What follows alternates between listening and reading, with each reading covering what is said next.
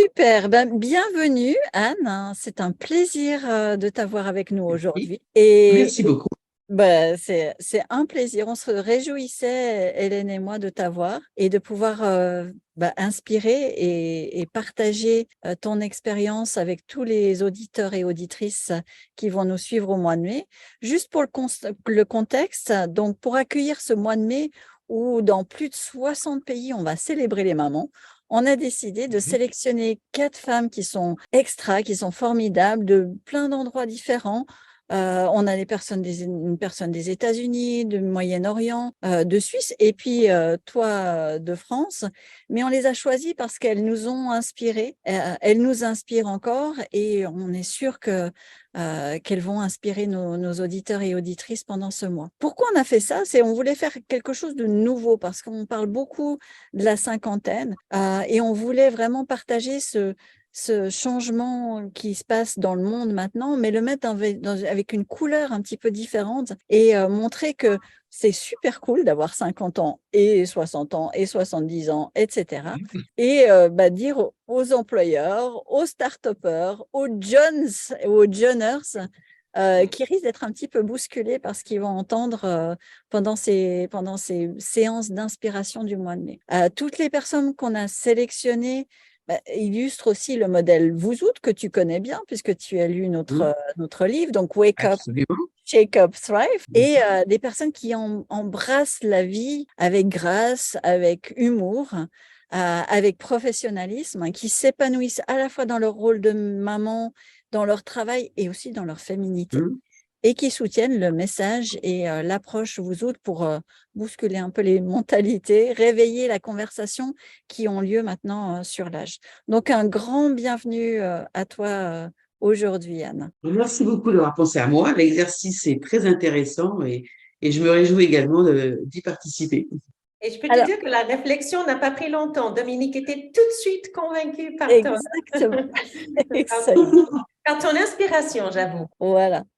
Alors, pour Merci. tous ceux qui ne te connaissent pas, Anne S. est docteur en pharmacie. Elle a tracé sa carrière avec énergie, avec beaucoup d'ouverture d'esprit et aussi une forte orientation résultat. Par ta carrière internationale dans les sciences de la vie, dans l'industrie pharma, dans la biotech, ça t'a amené à gérer avec dynamisme, avec humanité, des équipes multiculturelles en Europe, en Amérique, en Asie, et la combinaison de ton expertise à la fois qualité, technique, la gestion d'un business, d'un PNL, a fait de toi une leader pragmatique, agile, polyvalente, mais aussi accompagnée d'un fort sens de l'éthique et des responsabilités qui te caractérisent. Tu as pris ta retraite depuis peu, et comme beaucoup de retraités, tu n'as jamais été aussi occupée, et tu n'as pas pour autant délaissé le monde des entreprises, puisque tu es restée active au sein de plusieurs conseils d'administration, où tu t'impliques avec, bah, comme toujours, avec beaucoup d'enthousiasme et de passion. Et tu as pris d'ailleurs récemment la présidence du conseil d'administration de l'EBI, qui est l'école de biologie industrielle qui se situe en région parisienne. Et puis, bah, à part le travail, tu partages ton temps entre Paris et Arcachon, tout près de l'océan, où tu peux t'adonner à une de tes passions qui est la natation. Donc, tu es une femme que je connais active, sportive, mais aussi bonne vivante et curieuse. Oui. Et puis, bah, tu es maman de 3 enfants qui mènent chacun et chacune de belles carrières, mais aussi une grand-maman super géniale avec qui on peut jouer, avec qui on peut plaisanter et de qui on peut apprendre aussi. Donc voilà pour une petite bio. Je sais que c'est pas toujours évident de parler de soi, donc c'est pour ça qu'on a facilité la vie. Et puis si je peux commencer avec une première question, c'est est-ce que tu pourrais nous expliquer les moments clés, les moments pivots de ta vie et pourquoi tu les considères aussi importants que ça? Alors, les moments clés de ma vie, mais à y réfléchir, donc ça commence finalement quand on commence à avoir 15 16 ans, où on prend un peu de recul, on commence à regarder avec plus d'autonomie. Cette première étape pour moi, c'était l'achat d'un dériveur par mes parents pour mon frère et moi-même. Et c'est vrai qu'en dériveur, être seul sur l'eau, avec du vent, avec des courants, surtout sur le bassin d'Arcachon, j'ai des souvenirs mémorables. Ça a été vraiment la première étape de ma vie. Je me suis dit, ben, je suis capable de prendre des choses en main, de les gérer, dans des cas un petit peu chauds quelquefois. Et pour moi, ça a vraiment été la première étape où j'ai commencé à me construire et à prendre confiance en moi parce que bon, j'étais en position seconde et les positions secondes, c'est pas forcément toujours les meilleures. Voilà. Ensuite vient tout naturellement ma, mon passage en deuxième année de pharmacie, parce que depuis toute petite, c'était en CP que je voulais faire pharmacie. Donc j'avais 7 ans, j'avais dit que je voulais faire pharmacie. Pourquoi? Parce que j'aimais bien les magasins où les petites boîtes étaient bien rangées et l'odeur de l'éther. Bon, après, ça a changé un petit peu, évidemment. Donc, la première année deuxième année de pharma, j'ai réalisé quelque chose que je voulais réellement. Et là aussi, ça m'a construite, ça m'a donné confiance en moi. Et finalement, j'ai commencé à tracer quelque chose et j'ai su vers quoi je voulais aller. Ensuite, bien évidemment, ça a été notre mariage. J'étais en troisième année de pharmacie, donc je me suis mariée relativement jeune. Avec mon mari, je connaissais depuis l'âge de 4 ans également. Donc, Tu fais tout précocement, en fait. Génial. absolument. Absolument. Donc, en année de pharma, donc on s'est mariés. Là aussi, donc, on commençait à construire la vie. On était étudiants, donc tous les deux, donc il fallait travailler, bien évidemment. Mais ça a été une étape, là encore, où on a construit quelque chose que l'on a continué. Et puis, le premier job, évidemment, ça, on a une totale autonomie. On a quelqu'un qui vous fait confiance. Vous êtes prêt à enjamber des cathédrales. C'est extraordinaire, et j'étais en plus avec un manager qui était donc Alain Karleskin, que tu as connu, Dominique, quelqu'un qui avait fait le cadre noir de Saumur, extrêmement exigeant, et ça m'a vraiment beaucoup aidé, bien formé, et je lui dois beaucoup. Ensuite, ben, les enfants sont arrivés, évidemment, et là, c'est quelque chose d'absolument extraordinaire de voir ces petites choses arriver qui bousculent toute votre vie, avec beaucoup d'astreintes, évidemment, mais vous amène un équilibre et une vision de la vie complètement différente. Et donc, avec ces petits, manager le travail, manager la vie familiale, effectivement, jongler quelquefois parce que on met en place une structure et dès qu'il y a un petit gravillon qui vient se mettre, ça explose dans tous les sens. Mais c'est comme ça qu'on vit et c'est comme ça qu'on se construit également, hein. Il y a des concessions à faire. Et puis ensuite, ben, je pense que la grosse étape de ma carrière, ça a été ensuite et de ma vie, ça a été la nomination d'executive vice-présidente à Genève, parce que c'était quelque chose que je n'avais jamais envisagé. Je n'avais pas de plan de carrière, hein. J'ai ouvert les portes qu'on m'avait entrouvertes. Et donc, la confiance qu'on m'a octroyée, et je m'en pensais absolument pas capable, m'a fait ouvrir les yeux en me disant, bon, ben, finalement, je suis capable. Et m'a donné donc un pouvoir de faire qui a été extraordinaire. Vraiment, cette nomination et les gens qui étaient autour de moi, et toi également, Dominique, évidemment, c'est une période de vie absolument fantastique où on a les rênes en main, on avance, c'est dur, on construit, on visionne, on tente, il y a des échecs, mais c'est une énergie extraordinaire. Ensuite, autre étape, eh bien, on approche de la retraite, bien évidemment, donc on a plus d'expérience, on prend plus de recul. Et puis on a une autre belle étape aussi a été donc l'acquisition de notre maison. Tu parlais d'Arcachon tout à l'heure justement, où on a juste gardé les murs de la maison et on a tout construit pendant 1 an avec mon mari, avec le maître d'œuvre, à visionner ce que l'on voulait, comment on voulait vivre dedans et faire en conséquence. Et ça a été quelque chose d'extraordinaire, surtout qu'aujourd'hui on en profite pleinement. J'y pars dimanche, donc c'est un site fantastique. Et puis enfin, ben, l'arrivée des petits-enfants, parce que l'arrivée des petits-enfants, ça c'est la continuité, c'est une merveille, c'est quelque chose dont on profite pleinement parce qu'on n'a pas forcément toute la responsabilité comme on l'avait avec les petits. On a toute notre expérience de vie, donc on sait comment les aborder aussi. Donc, l'arrivée de ces petits-enfants a finalement concrétisé toute une vie familiale et de labeur. Et puis maintenant, la retraite avec la présence dans des conseils d'administration et un qui me prend beaucoup de temps et qui est là aussi une autre source d'énergie, c'est donc l'école de biologie industrielle, parce que vous arrivez dans cette école, vous côtoyez des étudiants, il y a une joie de vivre, il y a un dynamisme, il y a une fraîcheur, ça vous donne encore plus envie de travailler. Donc voilà, ma foi, Merci beaucoup. comment ces 63 ans se sont passés. J'aime beaucoup cet équilibre entre les moments que tu as choisis de la vie privée et de la vie professionnelle et comment ça s'est imbriqué de façon très fluide et naturelle. Et puis, je garde quand même un message de confiance en soi qui se développe, mais aussi de confiance que d'autres personnes t'ont donné et qui fait que ça a mis en évidence ta passion, ton envie de faire bouger les choses. Je ne veux pas dire l'envie de bien faire, mais de faire bouger les choses. Ouais, évoluer. Et puis, il y a plusieurs choses qui me sont venues aussi à l'esprit. Le fait que tu n'as pas eu de plan de carrière. Je trouve que c'est excellent de communiquer ça aux jeunes, parce que moi non plus, et je pense Dominique non plus, je n'avais pas de plan. Et c'est grâce à ça qu'on a su naviguer à vue. À part le fait que, Anne, je ne le savais pas, j'ai aussi 3 enfants. Je suis passionnée de natation. Je fais de la voile depuis que j'avais 6 ans. Je suis bonne vivante.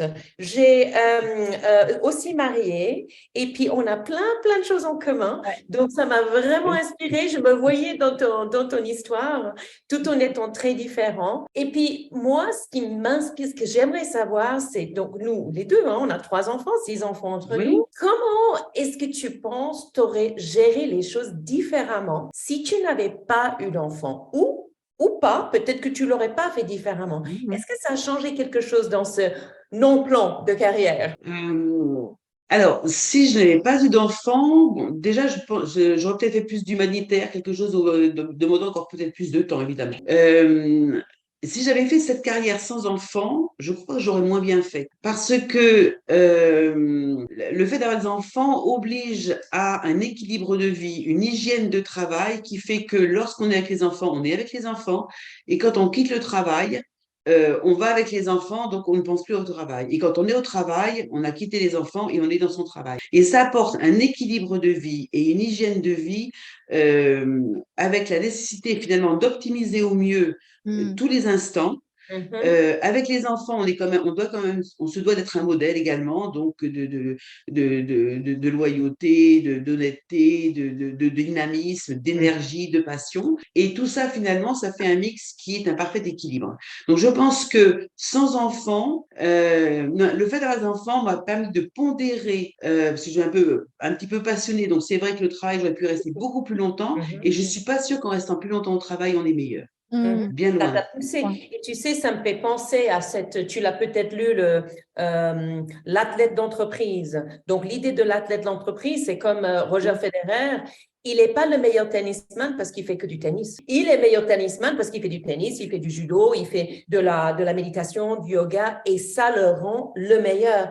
Et c'est pareil, en tant que maman, on est mieux parce qu'on a l'équilibre, et en tant que professionnel, on est mieux parce qu'on a l'équilibre. C'est très, très bien exprimé. Très, très bien exprimé. J'aime beaucoup. Et puis, à la perception de l'autre, je pense, avec les enfants. Oui. Je pense il y a une ouverture vers l'autre, une perception. Si vous avez quelqu'un qui arrive le matin, qui a une mine confite et qui a des petits-enfants, ben on sait très bien que la nuit s'est mal passée. Et c'est pas aujourd'hui qu'il va lui falloir lui demander quelque chose avec une urgence ou une intensité de concentration. Donc, je pense que la réception de l'autre est différente également. Et qu'on le veuille ou non, on sert quand même d'exemple à nos enfants Absolument. ou à nos petits-enfants. Absolument. On inspire. Absolument. On voulait savoir aussi, parce qu'on l'a noté pour nous-mêmes et on voulait avoir ton point de vue, quels sont, à ton avis, les avantages d'avoir plus de 50 ans pour une femme, que ce soit au travail ou en dehors du travail? Est-ce que tu as noté des oui, justement, des avantages de dire, maintenant que j'ai plus de 50 ans ou l'âge que j'ai maintenant, je vois la différence. Oui, évidemment, hein. Je pense que déjà, on prend beaucoup plus de recul par rapport à toutes les situations. On a beaucoup plus de maturité. Et puis, je pense, il y a une chose dont je n'ai pas parlé qui est très importante pour moi dans la vie autant familiale que professionnelle, c'est l'humour. Et je pense que quand on a 50 ans, on peut se permettre beaucoup plus de choses, tant en termes de, comment dire, de position, d'attitude, de conduite.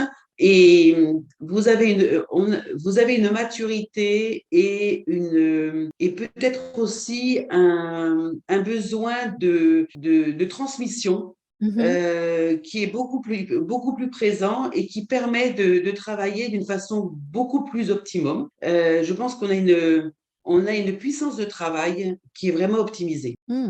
Intéressant, j'aime beaucoup.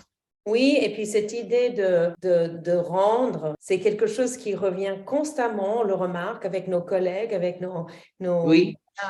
nos collègues de notre âge. On voit ça souvent. Par contre, je ne suis pas sûre que les employeurs des grosses entreprises le voient en tant que tel. Je ne sais pas ce que toi, tu en penses par rapport aux employeurs.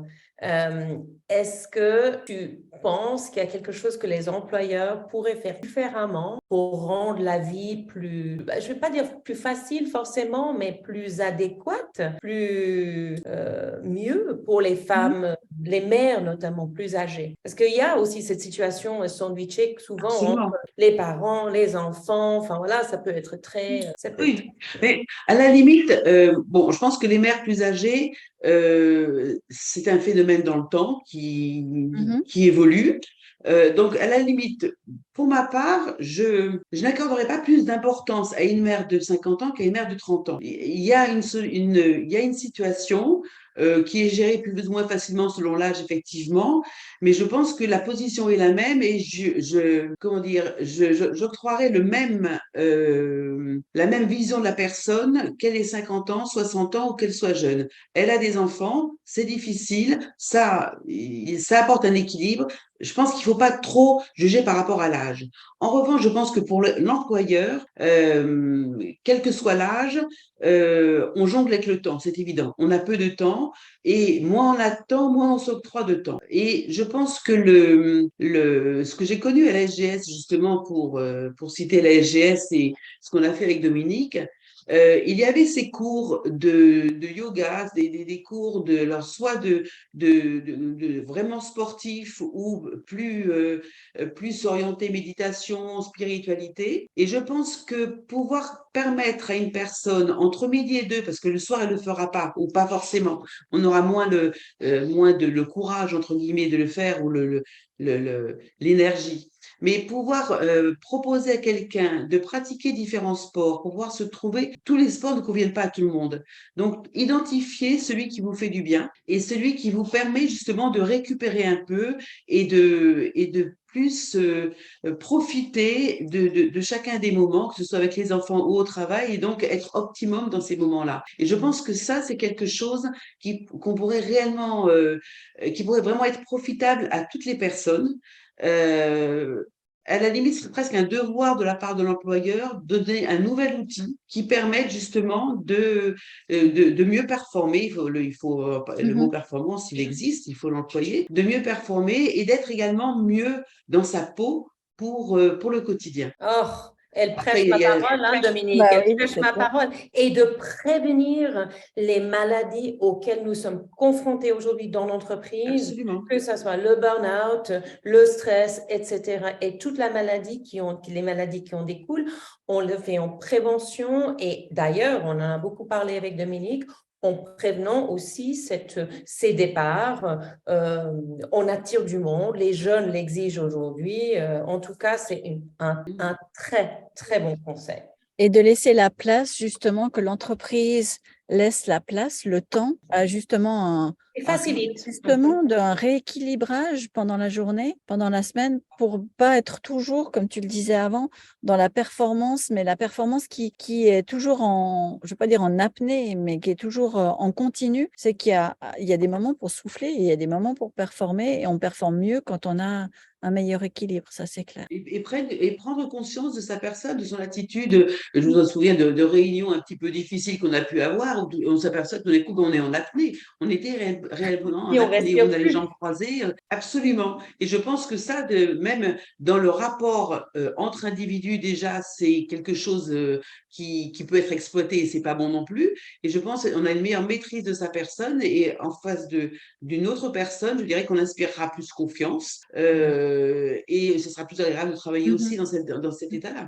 Alors justement, sur le monde de l'entreprise, on sait aujourd'hui que même s'il y a une augmentation de la sensibilisation des entreprises par rapport au changement démographique, on a vu aussi dans nos recherches que même s'il y a plus de 70% des employeurs qui sont conscients qu'il y a des choses qui sont en train de changer, il y a seulement 8% des entreprises qui incluent la gestion justement de cette démographie vieillissante dans leur politique et dans leur stratégie de gestion de talent. Ce qui nous intéressait, c'est de voir si tu avais des idées ou des opinions, des conseils pour justement les employeurs qui veulent embaucher, fidéliser, travailler avec des femmes qui, en plus de ça, sont mamans et qui ont plus de 50, 60, 70 ans et qui ont envie de partager, qui ont envie de contribuer à la vie d'une entreprise. Qu'est-ce qui peut être fait justement pour à la fois les fidéliser et puis les valoriser au sein de l'entreprise? Là, la question, bon, ça rejoint un petit peu la question précédente quand je parlais tout à l'heure du regard que l'on doit avoir sur la personne. Je pense que la personne a été, entre guillemets, évaluée, hein. Elle a été évaluée, on l'a appréciée. Encore une fois, c'est par rapport à une personne qui a 50 ans et avec des enfants, ou qui a 60 ans ou qui a 40 ans. Je pense qu'on a une personne en face de nous euh, qui a droit, que l'on doit écouter, que l'on doit reconnaître également, reconnaître et connaître. Et pour moi, le regard de l'entreprise n'a pas tellement à être différent, puisque il y a un job, la personne a une compétence, une expérience, une expertise, elle a un profil type, peut-être un peu différent, mais à partir du moment où la personne est présente et qu'elle l'assume, je pense que il n'y a pas de différence. Il y aura une écoute différente, effectivement. Il faut en tenir compte à l'égard de tous les individus. Qu'il y ait un individu malade, qu'il y ait un individu qui rencontre une période plutôt difficile. Je pense que c'est l'écoute de l'individu en général, c'est tout. Un individu doit être pris en tant que tel, comme une entité qui peut varier, qui n'est pas un standard, et qui est soumis à qui est soumis à du stress, qui est soumis à des facteurs extérieurs, familiaux ou autres, qui peuvent l'impacter. Et je pense que c'est la reconnaissance de l'autre dans son bien-être au quotidien qui doit être travaillée. D'accord, donc si je comprends bien, c'est aussi de donner la même place humaine, quel que soit l'âge de la personne, et les mêmes chances qu'on ait 30 ans, 40 ans, 50 ans, 60 ans, que ça soit en termes de montée en compétences, peut-être de mobilité interne, mais aussi d'attention, comme tu dis, d'écoute et d'attention, quel que soit l'âge. Absolument. Pour moi, il y a absolument. La personne a accepté également en face, donc il y a forcément une reconnaissance une reconnaissance qui s'établit, et on doit travailler en conséquence. J'ai adoré ce que je t'ai entendu dire là, nous qui travaillons beaucoup dans le domaine du diversity, equity et inclusion. C'est un individu peut varier. Mais c'est clair qu'un individu peut varier dans la vie. Et il y a des intersections de ces variés. On vieillit et on a une maladie. On divorce et on a un enfant. Donc, on a des intersections de toutes ces variations pendant la vie, et chaque individu est unique par rapport à ça. Donc, je trouve ça absolument fascinant, et ça me mène un peu vers la fin de notre conversation. Comme tu connais notre livre Wake Up, Shake Up, Thrive, qui est un mot tellement difficile à dire en français. Thrive. Absolument. Ils essaient, la copine de mon fils essayait l'autre jour, Elle n'arrive pas à faire le TH. Elle parle très bien l'anglais, elle n'arrive pas à faire le TH.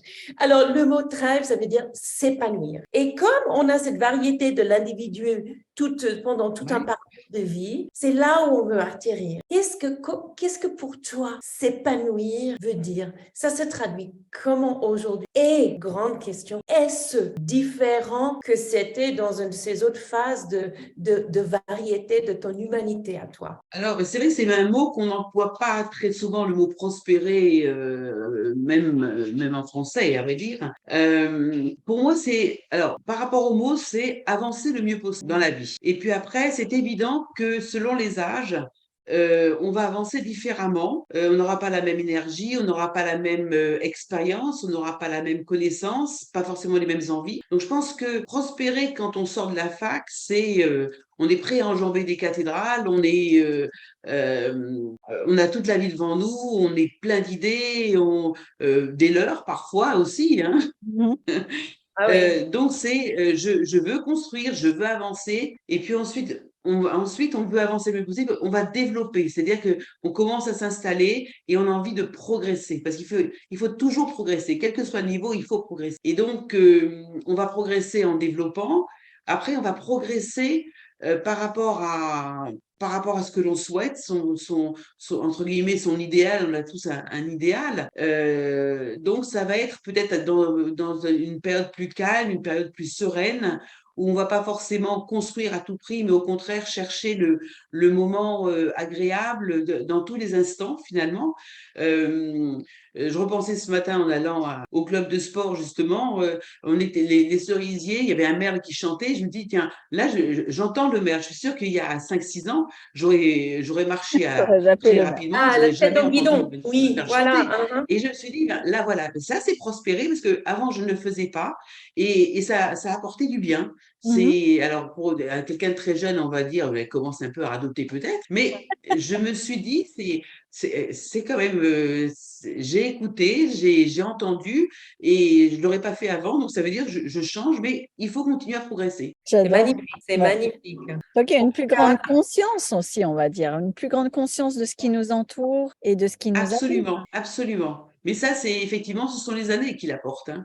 Mm. moi, j'en suis convaincue. C'est- J'ai eu certaines expériences pareilles ces derniers jours avec le printemps qui commence à s'éveiller et c'est des petits moments de bonheur que effectivement, j'aurais pas profité de la même manière quand on a la tête dans le guidon, les trois gamins, on a ci, on a ça, on a Absolument, non, autre chose, alors que c'est là, vrai. on peut Mhm. quelque part réellement profiter et prospérer de la vie. Ouais, tout à fait. Extra, on arrive gentiment à la fin de notre Très temps bien. ensemble. Je te remercie infiniment du partage. Je pense que ça va beaucoup inspirer ceux qui vont écouter. Et puis, j'aimerais que ça soit le mois de mai tout le temps, en fait, pour qu'on puisse Moi refaire tout aussi, moi ça aussi. On va tout le peut-être temps. devoir créer un podcast, Dominique. C'est trop bien. Et puis, je peux te dire, Anne, qu'en tout cas, en ce qui me concerne, on ne se connaît pas depuis longtemps, je suis absolument inspirée et je partage avec grand plaisir. Merci beaucoup. Et puis, je vous remercie aussi parce que vous m'avez fait faire un exercice quand même. Je pensais à vous ce matin en allant au sport. Donc, c'est un exercice Avec qui est les intéressant cerisiers, aussi, j'espère. finalement. On est contente de t'avoir Voilà. donné Donc, merci beaucoup, en l'opportunité. tout cas, également de m'avoir invité à vous accompagner dans cet exercice en tant que maman et travailleuse effrénée. Oui. Tu es d'accord que ça fait du bien aussi de partager. Ça fait du bien. Absolument, absolument. Et puis, on est trop souvent, comment dire, mécontent de petits détails, alors que dans sa globalité, il faut reconnaître on vit des choses extraordinaires. Le tout, c'est de les pondérer et savoir en. Merci Magnifique. infiniment. C'est une très Magnifique. jolie clôture. On te souhaite une bonne continuation, puis à très très bientôt. Du Ben, merci. Et puis, un prospect. joli mois de mai, ma Si foi. on vient à Arcachon, ça sera huîtres et dunes, hein?